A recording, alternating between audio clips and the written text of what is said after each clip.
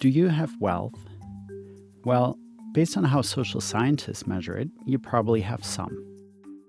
Count up everything you may own, for example, a car, a house, a savings account, a business, and take away everything you owe, credit card debt, student debt, or mortgage, and so on. If you're left with, say, just $1, you're certainly not wealthy, but you already have more wealth than about 10% of the US population.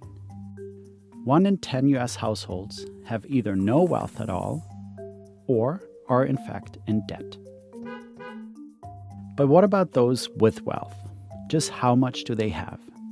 Let's begin by looking at those who have managed to accumulate some wealth, even if not a whole lot. Here's a stack of about 12,000 $1 coins. $12,000 of wealth was about how much you would need in 2019 to have more wealth than a quarter of US households did.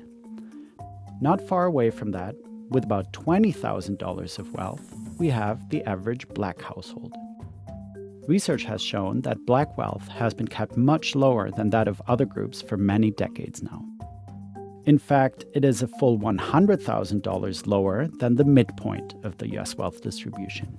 With $121,000, you would be right in the middle of the wealth structure and be doing better than about half of the US population.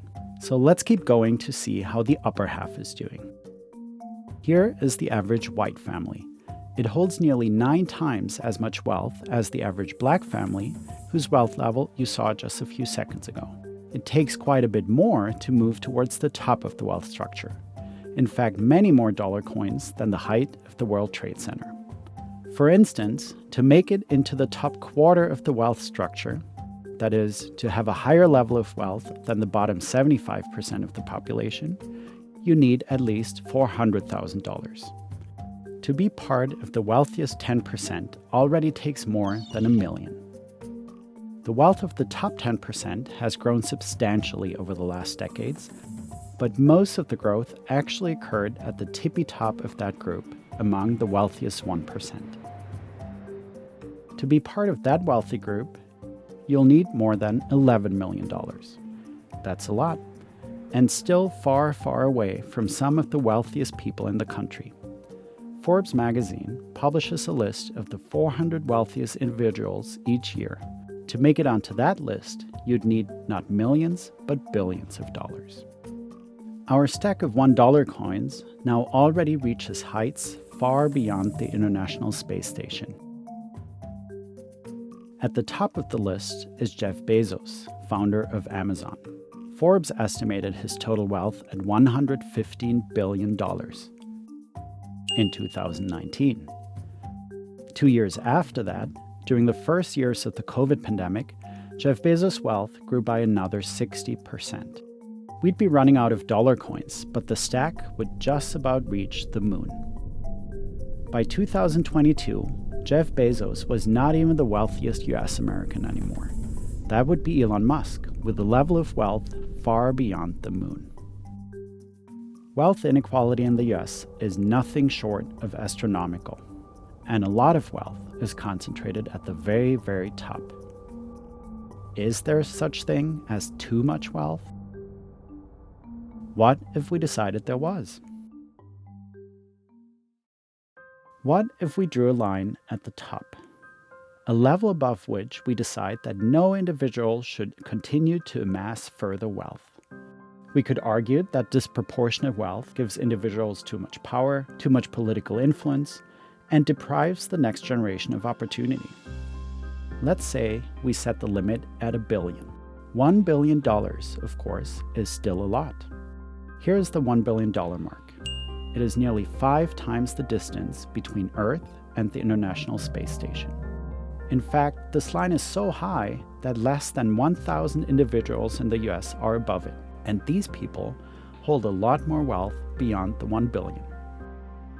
Let's imagine we were to redistribute the wealth above the $1 billion line, arguing that anybody who has attained such an astronomical level of wealth has not done so strictly on their own, but has relied on other workers and governmental policies to amass this wealth.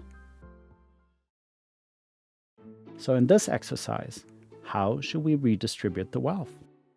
What if we draw a line at the bottom and define a minimum level of economic well-being that, in principle, no one falls below? We would first give to the least wealthy household, then the next least wealthy, and so on, creating, in effect, a wealth floor. How high would that wealth floor be? That is, how much would the least wealthy household have?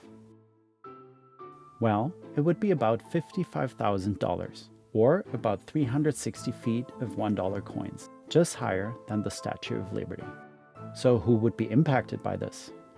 Certainly the multi-billionaires, but as mentioned earlier, there are not a whole lot of them. In fact, if we place the coin stack of each billionaire in the US next to each other, they would be about the length of a private jet.